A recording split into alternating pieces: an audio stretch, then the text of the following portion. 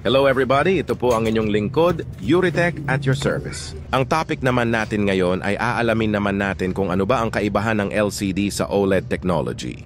Ang LCD o Light Crystal Display ay maraming uri, pero dito sa video natin ngayon ay ang tatalakayin lang natin ay ang karaniwang ginagamit sa mga smartphone natin ngayon. Pero bago nating umpisahang pag-usapan ang kaibahan ng LCD at OLED, ay silipin muna natin kung papaano ba gumagana ang mga ito. Umpisahan natin sa LCD.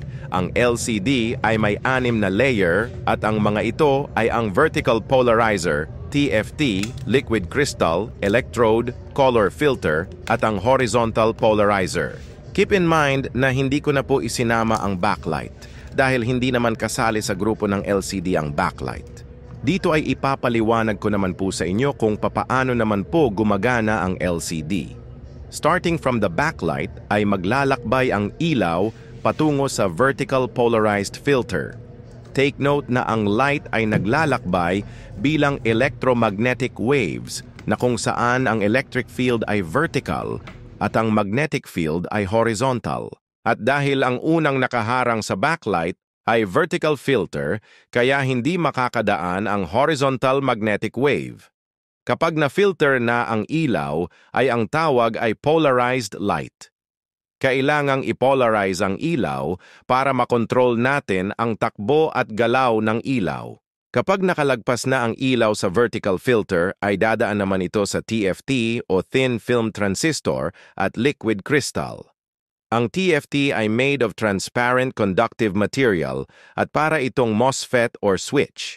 Ang TFT ang nagkokontrol sa galaw ng liquid crystal. Ang liquid crystal ay isang klase ng bagay na ang mga katangian ay nasa pagitan ng ordinaryong liquid at ng solid. Ang mahalagang katangian ng liquid crystal ay makikita natin sa kanyang orihinal na estado. Ang original form ng liquid crystal sa LCD ay baluktot at kapag ito'y nilagyan ng electric current ay tumutuwid. Ito ang isang animation video para sa liquid crystal at kung makikita nyo dito sa video na ang istruktura ng liquid crystal ay baluktot at kapag pinadaluyan ng electric current ay tumutuwid. At dahil sa katangiang taglay na yan ng liquid crystal, ay pwede natin ngayon makontrol ang supply ng ilaw papunta sa color filter o mas kilala sa tawag na RGB filter. Ang RGB filter ay ang abbreviation sa Red, Green, Blue filter at yan ang nagbibigay ng kulay at imahe sa nakikita natin ngayon sa ating mga cellphone. At alam nyo ba na ang tatlong kulay na yan ay kayang makapag-produce ng iba't ibang klase ng kulay sa pamamagitan lang ng pagsusupply sa kanila ng ilaw, kaya nga ang mga cellphone natin ngayon ay very realistic dahil lamang sa technology ng LCD. Ito ang microscopic view ng LCD at ang nakikita nating mga parihabang kulay na mga yan ay ang RGB filter. Kung titingnan natin in microscopic view ay hindi naman mukhang picture yan, pero in human eye, wala tayong kakayahan na tumingin sa napakaliit na resolution kaya ang napaprocess na ng ating utak ay ang bigger picture na napoproduce ng RGB filter.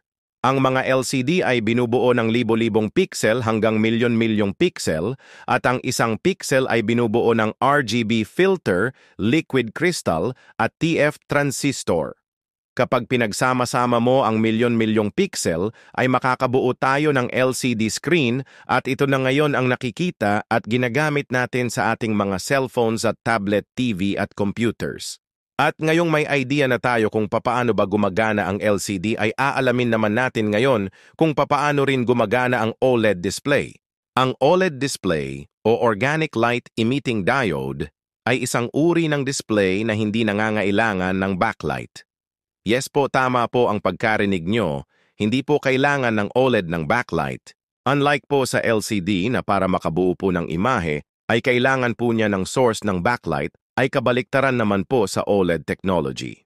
Tara at silipin naman natin kung papaano ba gumagana ang OLED display. Ang OLED ay composed of organic material that can emit its own light sa tulong ng electric current. Kung makikita nyo po sa ating illustration, ay ang bawat tuldok na yan ay organic material na iniipit sa transparent conductive anode at conductive cathode. Ang anode at cathode naman ay connected sa electric supply para mag-spark ang organic molecules. At dahil sa prosesong yan, ay makakabuo na ng ilaw ang organic material natin. Tulad ng sa LCD ay kailangan din natin ng RGB filter para makabuo tayo ng imahe na base sa gusto nating kulay. Ang bawat tuldok ng organic molecules naman ay pinatungan ng RGB filter. At ganun lang kasimple ang OLED display kung iisipin, pero simple man ang engineering sa OLED ay mas advanced naman ito kesa sa LCD. At dahil ang OLED ay pwedeng i-turn off 100% ang ilaw, ay mas accurate ang kulay itim na binibigay ng OLED technology, kaya mas realistic ang imahe na nakikita natin sa OLED display. At dahil may idea na tayo sa kung papaano gumagana ang LCD at OLED technology, ay pag-uusapan naman natin ang advantage at disadvantage ng bawat isa. Ang LCD ay mas mura kumpara sa OLED, at ang OLED naman ay mas manipis kumpara sa LCD. Ang LCD ay mas matibay kesa sa OLED, pero mas malinaw naman ang resolution ng OLED kumpara sa LCD. Ang LCD ay mas malakas ang ilaw kumpara sa OLED, ngunit ang OLED ay mas malamig sa mata ang liwanag kumpara sa LCD. Ang LCD ay mas tumatagal kumpara sa OLED dahil ang OLED ay natural na nasisira ang organic materials na nagiging dahilan sa burning display sa screen. Ang OLED ay pwedeng lagyan ng fingerprint lock sa screen dahil sa transparency ng OLED technology, samantalang ang LCD ay hindi dahil nahaharangan ng solid screen ang likod ng LCD.